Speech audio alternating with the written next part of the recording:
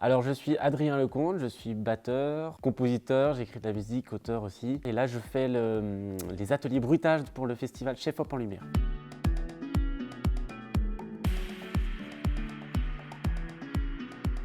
Là, cette année, ça dure 1h15. Souvent, je parle un peu de l'histoire du son. Donc c'est pour ça que je pars des dessins animés Disney. Mais après, on part sur d'autres choses. On reste principalement sur du dessin animé.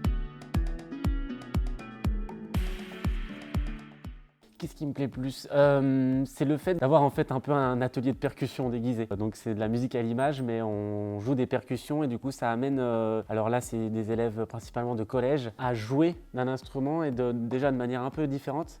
Et surtout, ça les amène à jouer ensemble. Ce qui est super avec le bruitage, c'est qu'ils sont tous à se dire « je sais pas quoi faire », tout ça. C'est vrai qu'on découvre le film, donc c'est mieux souvent la deuxième fois et encore. Mais il y a le côté voir ce qu'on appelle souvent la technique étendue des instruments. Mais là, c'est juste la technique brute des instruments. C'est-à-dire qu'une casserole, ça fait un son. Et on va voir s'il y a quelqu'un qui est en train de gratter la terre, peut-être que ça marche.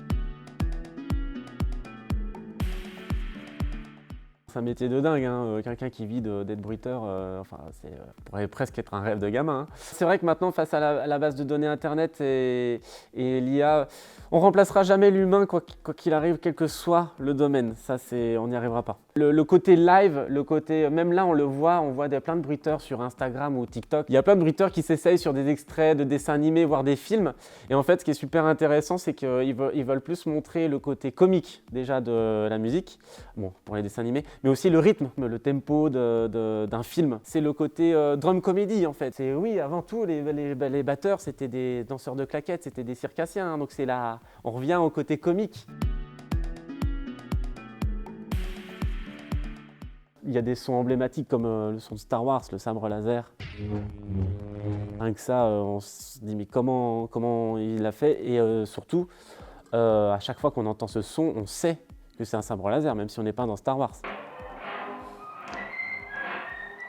On a souvent tendance à penser que l'image est au premier plan, mais quand on regarde ces images sans le son, on est souvent perdu alors que le son tout seul peut très bien vivre. Est-ce que vous pouvez déjà nous décrire un petit peu ce qu'il y a devant vous? Là, il y a un klaxon, il y a une corne de brume cassée, mais elle marche quand même.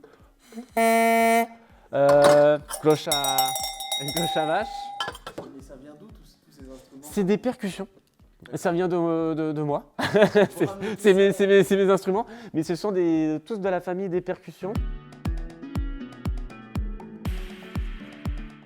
Souvent le plus simple, c'est de faire appel au corps, un peu à la voix, des petits sons comme ça, et juste, et ben les deux combinés, tout de suite ça peut faire je sais pas, quelqu'un qui tourne une page. Parce que des fois en fait, c'est le truc du bruiteur, c'est que on veut, quelqu'un lit et en faire tourner une page, c'est un truc vraiment de cinéma, et tourner une page c'est, je veux dire, le son, il faut un micro là, hein, et ASMR, mais juste de faire...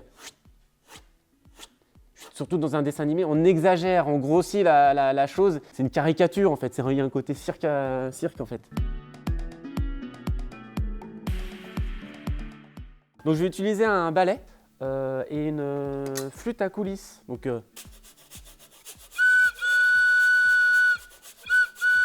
c'est un petit train, hein, c'est un train pour jouer. Hein, là. Ça pourrait faire des cloches. Hein.